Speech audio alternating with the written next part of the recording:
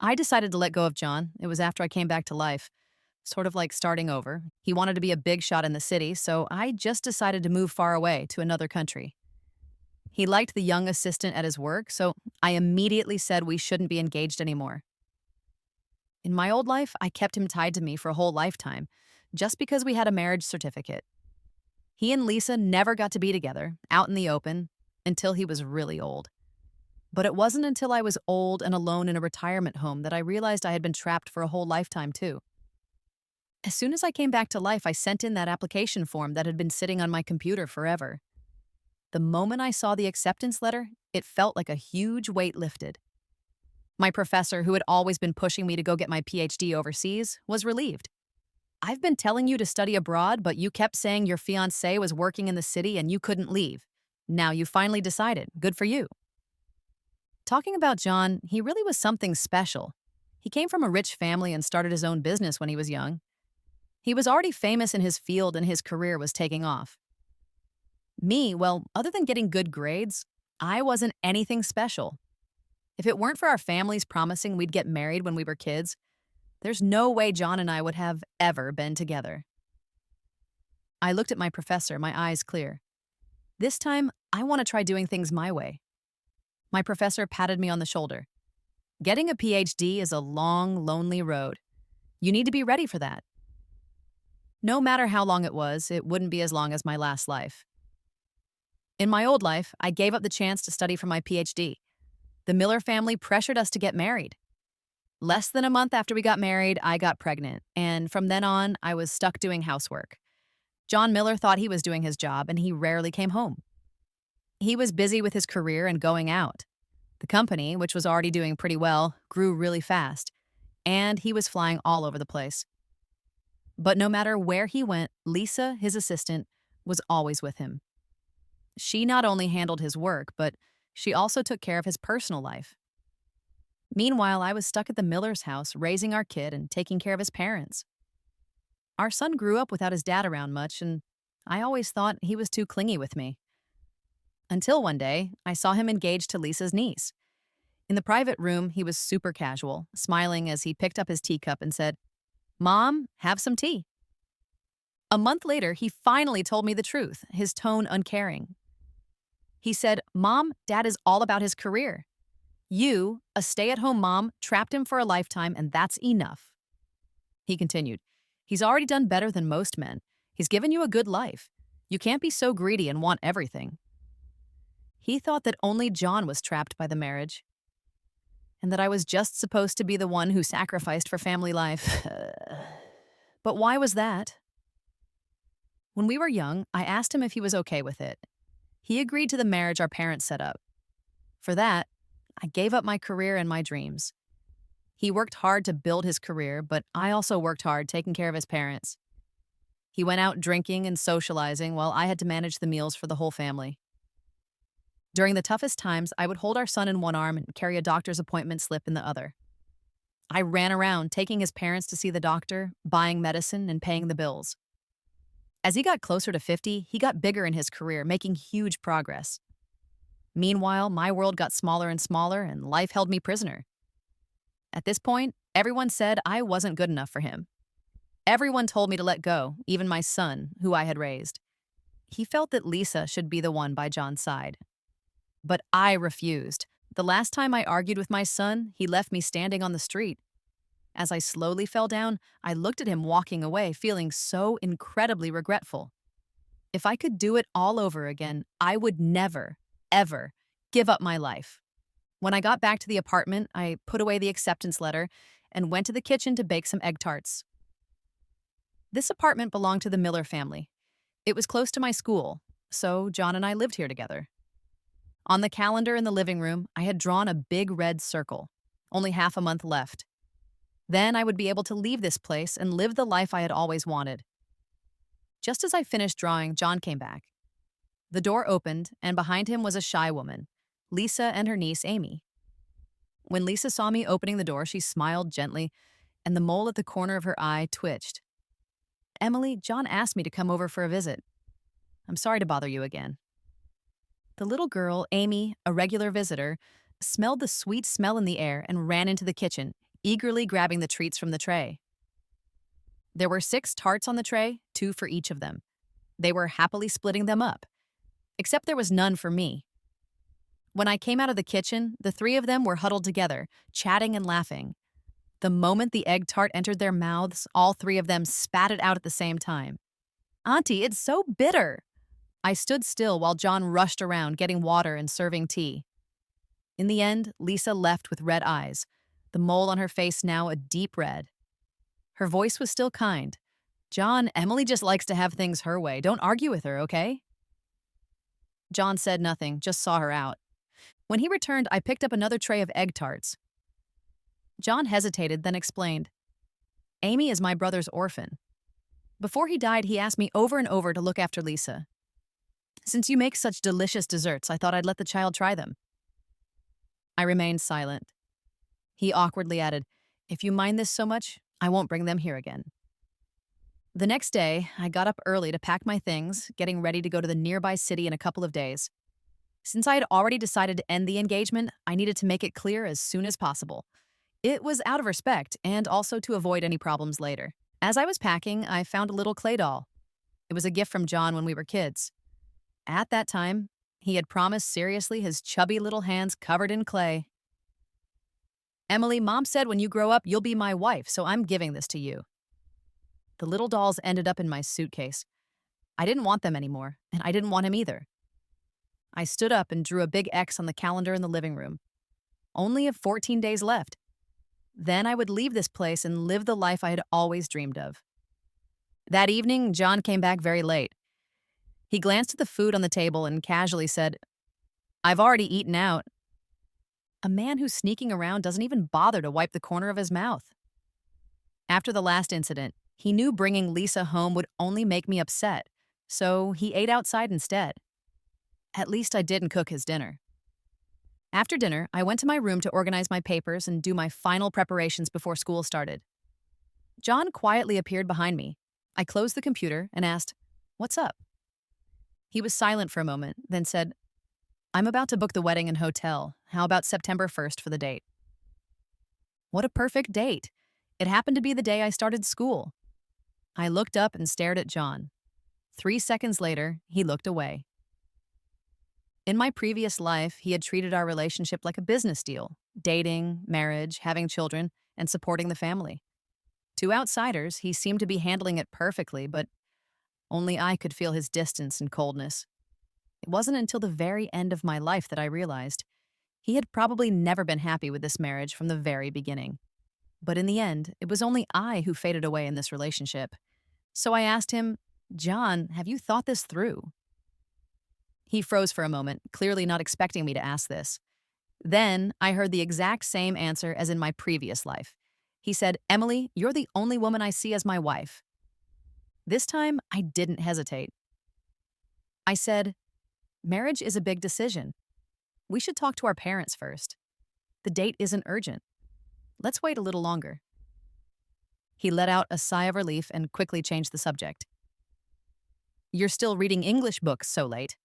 Don't overwork yourself. That was my homework for school. In this life, I was going to choose the path I hadn't chosen before. I wanted to see how wonderful Emily's life could be without John. The next day, John woke up early. When I got up, there was a bowl of crab wontons from a special shop on the table. It was my favorite. He was rarely this thoughtful, and I waited to see what he would do next. Sure enough, John hesitated before speaking. Emily, I can't go with you to your parents' house this time. Amy is sick, and Lisa can't take care of her alone. Only then did I pick up my chopsticks. I hadn't figured out what excuse to give him to prevent him from following me back. This worked perfectly. He had his reason, and I had mine. Seeing me agree, John hurriedly left the house. I glanced at the calendar on the wall, only 13 days left. Today, I was going home to end the engagement. The Miller family had treated me well, but it wouldn't be hard to call off the engagement. All I had to do was tell them that John's future was bright and he was about to be very successful. And as for me and him, we just weren't a good match anymore. The living room of the Miller family was quiet and heavy. I sat quietly on the side, silently turning the teacup in my hand. Aunt Miller opened her mouth several times but then swallowed her words. Over the past few years, she had heard a lot about Lisa. After holding her words for a while, she finally said, "Even if he has Lisa in his heart, you two are still engaged. If he dares not marry you, I will deal with him." It was Uncle Miller who made the final decision. "Since you've decided to end the engagement, we respect your choice. But Emily, our family's relationship will remain unchanged. The Miller family will always support you." John was now the golden boy in everyone's eyes, so even his own parents couldn't understand why I was so determined to end the engagement. But I understood. When it came to this marriage, they likely had their own secret hopes. Now that I had taken the initiative to call it off, it was considered polite. This was good. From now on, I no longer wanted any connection with John or the Miller family. After all, in the end, they were a family, not me. The engagement was called off. To avoid any problems, I lied and told them that John was too busy and that it was his idea for me to come home alone. Aunt Miller, upon hearing this, seemed genuinely guilty. She persuaded me to stay with them a little longer before I left. I didn't mind staying, as I didn't want to return to that small apartment and spend every day and night with John. I stayed at the Miller family's house for 10 days. During that time, John made only one phone call. Once he knew I was at the Miller family's house, he didn't call again. He was still the same as before. When it came to our relationship, he treated it like a business matter. No care, no emotional outbursts. When I got back home, I immediately drew 10 big red crosses on the calendar. Only 4 days left. Just 4 more days. I was carrying my luggage back home when I heard the sound of the door opening. John was standing outside, but behind him were Lisa and Amy. "You're back?" John looked surprised when he saw me. Lisa, with a calm expression, kissed Amy on the head before casually entering my room. I frowned when I saw her naturally closing the door behind her. The living room was a mess. Upon closer inspection, everything in sight was my stuff. I turned to look at John. He appeared somewhat embarrassed. "Well, Lisa's house leaked from the heavy rain a couple of days ago, so she's temporarily staying here for a couple of days. I figured you weren't here and there wasn't much stuff, so I let her stay in your room." I still hadn't told him about the broken engagement. And yet the two of them didn't even try to hide anything. Facing my cold, indifferent gaze, John, in a tone as if offering a favor, said, "You can move into my room for now. Stay in my bed for a while." He opened the door to his room as he spoke. "By the way, where are all your books? Why are there only so few things here?" Of course, I had moved everything out. "I sold them. I figured I wouldn't need them after we got married," I explained indifferently. John frowned. "Even if you're married, they might still be useful. Self-improvement is important at any time." "Well, if you wanted to sell them, go ahead." He knew everything, but he didn't care. He had watched me get worn down by that family. And as the one who benefited from all this, John seemed quite pleased with himself. But he shouldn't have been. To enjoy my sacrifices while also being in love with Lisa's ambitious, career-driven personality. I bit my lip and stayed silent. Seeing me remain quiet, he finally spoke again. "By the way, what did your parents say?" John took the bag I was holding. I hesitated for a moment. "I had someone check the dates, and they're not favorable. We'll talk about it later." There were still 4 days left. I used this excuse to buy some more time. When I leave, I'll explain everything clearly to him. John sighed in relief and then smiled awkwardly. He glanced at the calendar in the living room. "Looks like we'll have to find another good date." With that, he headed to the kitchen to cook. He didn't even notice what I had drawn on the calendar. I stared at John's household registration book on the desk by the window. Just as I was about to get up to help, I heard the faint sounds of conversation from the other room. The man's voice was low, the woman's voice was soft and playful, and the child's voice was cute. I quietly sat back down. Actually, now that the engagement was over, it wasn't appropriate for us to continue living together, and especially not in the same room. But with only 4 days left, I couldn't find a suitable place to rent.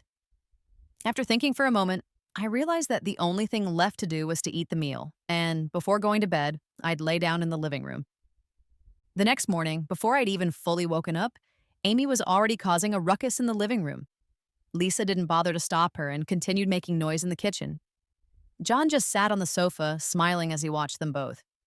Perhaps this was the image of a family of three that he had envisioned in his mind. I made an excuse to go grocery shopping and hurried out the door. As soon as I stepped outside, I let out a deep breath. "Why is Emily back? Didn't you say you were going to visit your in-laws?" My neighbor, Susan, approached when she saw me leave. Her words were full of playful teasing. "It's not my in-laws." Susan froze for a moment before laughing, thinking I was just shy. "Right, not yet your in-laws. Emily, you'll change the way you call them once you get married." When she saw my face, which no longer carried the usual smile, Susan hesitated for a second but couldn't help herself. She lowered her voice and scolded me. "While you were gone these past few days, John brought women back to the house. I asked him about it, and he actually said it was you who agreed to it. That woman looks like trouble, and you still approved? You two aren't even married yet." "Silly girl, you should be more aware of these things. If I were a few years younger, with John's looks and money, I'd be tempted too. But all these women just keep coming after him. You better keep your boundaries clear." Even with one woman after another, there was only Lisa standing next to John. She didn't need to be paranoid. John would provide her with all the confidence she needed. What I hadn't expected, though, was that John would tell others that I was the one who had agreed to it. He was clearly going to great lengths to avoid any blame falling on Lisa's reputation. He was really putting in the effort. But there were some things I couldn't say just yet. Susan, seeing my soft demeanor, clicked her tongue and, in the end, repeatedly reminded me to be more vigilant at home. When I returned, the living room was empty, but I could hear rustling sounds coming from the basement. After a while, Amy bounced upstairs, holding a torn and tattered piece of paper. I focused my gaze and realized it was a portrait I had drawn of John last New Year's Day. In the picture, the man still looked aloof. But his lips were, in the picture, the man still looked aloof. But his lips were curved with a faint smile. The room was warm like spring, and outside fireworks were bursting in the night sky. In those few hours, John's eyes had only had room for me. At that time, I had always thought that after marriage, we would repeat that simple happiness many times. But I never expected that would be the only time he had looked at me seriously. The picture in Amy's hands was already damaged with sticky sugar stains on the paper. Behind her, Lisa had followed her up. "The child doesn't understand. Emily, you won't mind, right?" Her voice was soft, but the smugness and disdain in her eyes were evident. "If you know she doesn't understand, then teach her better." Lisa was caught off guard by my response and paused for a second. Children are the best at reading the atmosphere, and Amy suddenly rushed forward. With her dirty little hand, she slapped my skirt, leaving a black handprint. "You're not allowed to bully my aunt." The little girl's voice was sharp and shrill. John rushed into the room, snatching Amy up into his arms, but I didn't look at him. My gaze went to the fallen piece of paper. John, following my eyes, froze for a moment. He clearly understood something. He wanted to say something, but then swallowed it back. Lisa looked more pleased, though her eyes were reddening. "John, I'm sorry. It's my fault for not looking after Amy." I let out a light laugh, which sounded strange in the stillness. 3 pairs of eyes immediately turned to look at me. I picked up the picture, holding it up to the light. I didn't draw it right at the time. The light in the room wasn't that bright. With that, I tossed the picture into the trash can and walked into the kitchen with a blank expression. John suddenly looked up, staring blankly at my back. He didn't care about Amy, who was still upset. John followed me into the kitchen. He hesitated for a while before speaking awkwardly. "I've been working on finding a new house these past few days. In a couple of days, Lisa will take Amy and move out. I know that women often have conflicts, but can you please bear with it a little longer?" I didn't even think about it before replying. "Sure." After all, there were still 3 days left before I left. The house technically belonged to the Miller family, and how they chose to act in this house was none of my business. I had agreed too quickly, and John was left speechless. His face shifted from pale to green, looking quite uncomfortable.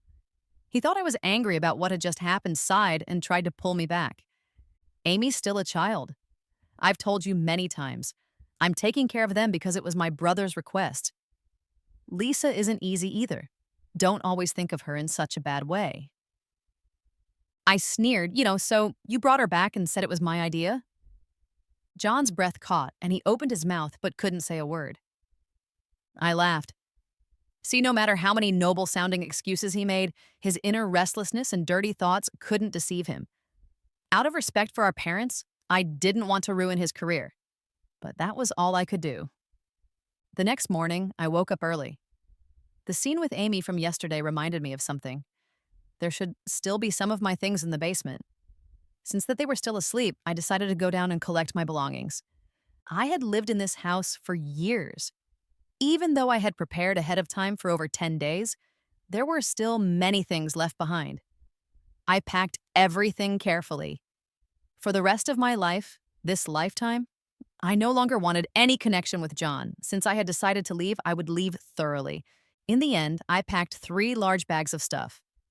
When I opened the door, I saw John had already made breakfast. When he saw what I was holding, John froze.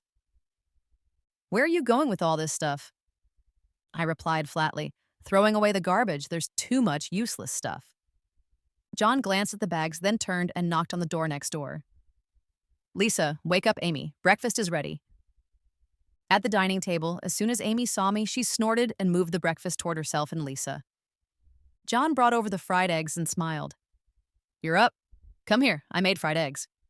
He turned and saw what was on Amy and Lisa's plates, giving a forced smile. "Good girl, Amy. Can you share some with Auntie?" I ignored them all and walked out of the room.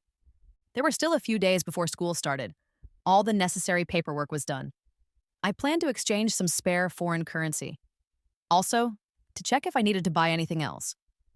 Once everything was settled, I booked a hotel room.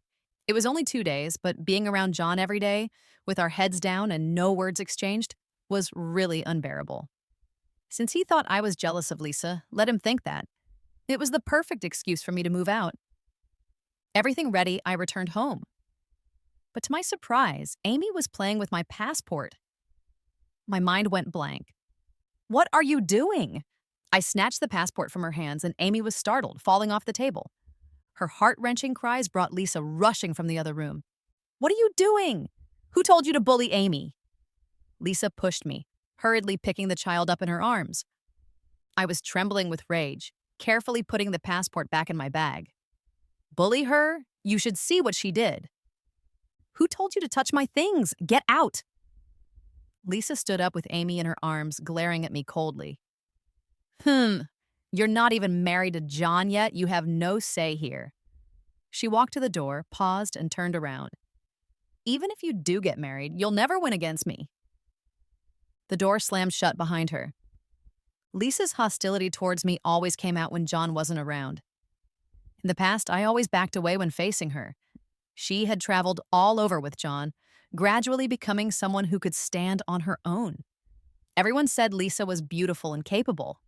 In comparison, I was just a housewife, far less impressive. But now, living this life again, I suddenly felt at ease. She might be excellent, but I have my own strengths. Why should I be weighed against Lisa because of John? He's not worth it. Is there nothing else in my life besides John? I can continue my education, I can contribute to the advancement of medicine, I can go out, expand my horizons, and gain new knowledge. This muddy swamp here would only hinder my steps. As for Lisa, when I first came back, I did think of getting revenge on her. In my past life, she had destroyed my marriage. I even thought about causing a scene outside their company or exposing her online. But what good would it do? As long as John wants to, he can find 100 ways to continue helping Lisa. Besides, if John wasn't moved, even if Lisa stood naked in front of him, he wouldn't glance at her. What's the point? It was just a love that went off track. I don't want to waste my life dealing with it anymore. So I turned to Lisa and said seriously, "Listen, no matter what relationship you and John have, whether you admit it or not, it has nothing to do with me anymore. I won't marry him. If you understand that, then you should focus more of your energy on John, not try to provoke me. Otherwise, I might change my mind at any time." Lisa was stunned. She waved her hand about to deny it, but then, as if afraid of really angering me, she reluctantly returned to her room. I finished packing and took one last look at the apartment. Looking around, it was filled with traces of other women's lives. There was nothing to be nostalgic about. I turned and walked away. Back at the hotel, I quickly tidied up and started drafting a message to John.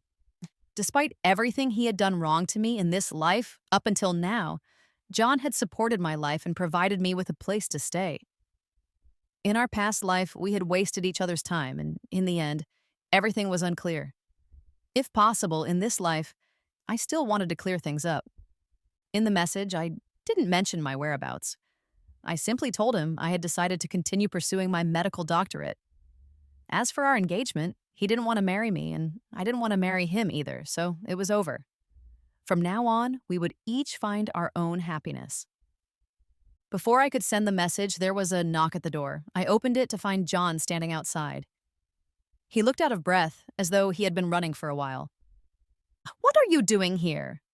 He gasped for air. I finally found you. It's all right. It's all right." I paused, thinking he was about to scold me again. "Okay, don't be angry. Come back with me."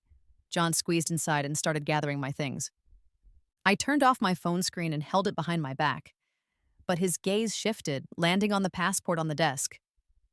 John's expression changed dramatically. Where are you going?" I froze, annoyed at myself for not putting everything away properly. This afternoon, Amy was rummaging through my stuff, and I was afraid she might ruin it, so I brought it out. Seeing that my tone seemed natural, John let out a sigh of relief. "You should store it properly. You'll need it for our honeymoon." He handed me the passport and advised me to keep it in my bag. I accepted it without protest. Then, I held down his hand as he packed. John frowned. "What's wrong? Still mad?" "Amy was wrong, but she's just a child. Stop making a scene." "I just find it strange," I said. "Amy has always been well-behaved, but every time you come back, there's always conflict between you two." "You—" Before I could finish, John seemed to hesitate, and when he saw my calm look, he couldn't continue. I only asked him one question. "Does Lisa know you came to find me?" John's face darkened with frustration. "What does that have to do with her? Why do you keep bringing up Lisa?" I ignored him and continued. "I guess she doesn't know, otherwise you wouldn't be standing here. I'm your fiancé. If I'm upset, you should come find me. That's only natural. But why, on a subconscious level, don't you want to tell her? Why do you always avoid anything related to me when she's around?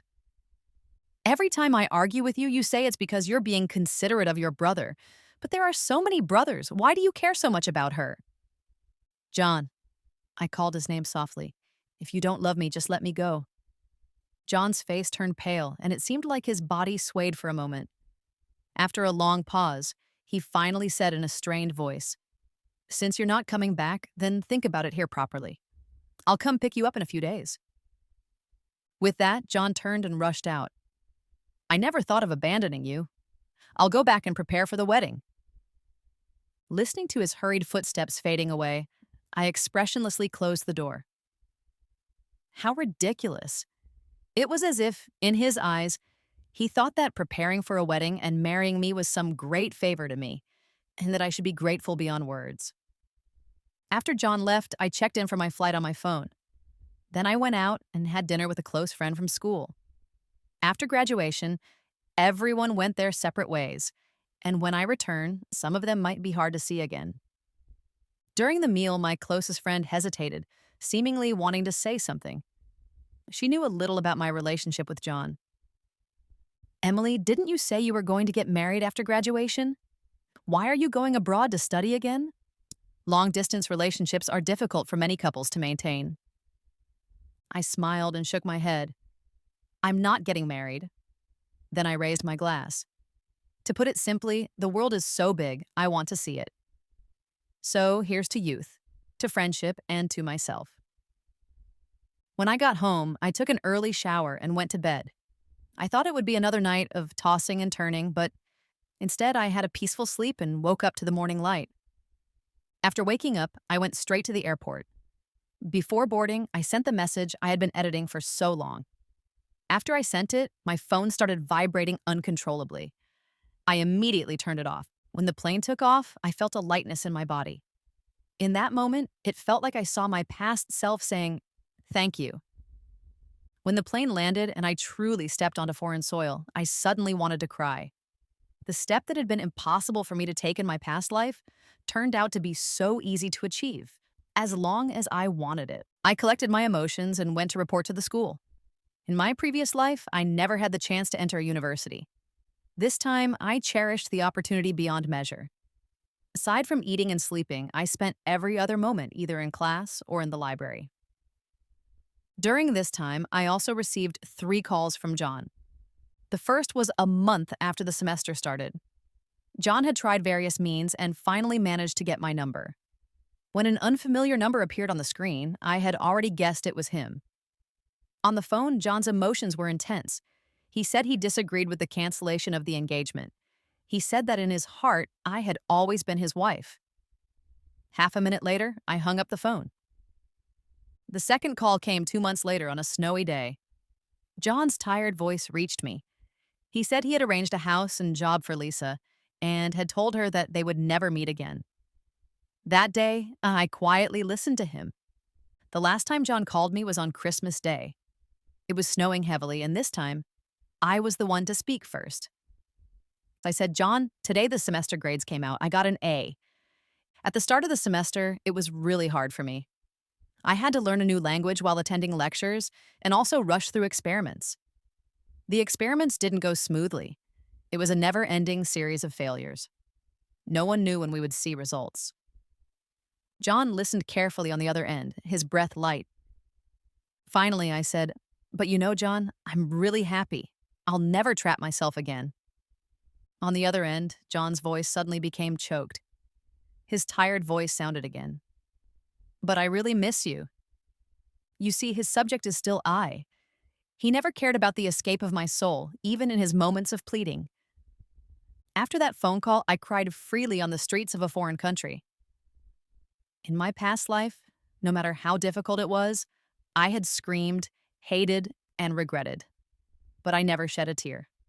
I had almost forgotten the feeling of crying. I wiped my tears away and began to study even harder. During my second year of doctoral studies, I made a breakthrough in one of my experiments. Although there was still a long road from the experiment to clinical application, if I kept moving forward, thousands of patients would benefit in the future. Late every night, when I raised my head from the lab, looking at my fellow students still immersed in their work, I would feel an inexplicable force pushing me forward. Fighting for my dreams felt so fulfilling. Later, I learned from my classmates that John had gotten married. His partner was Lisa.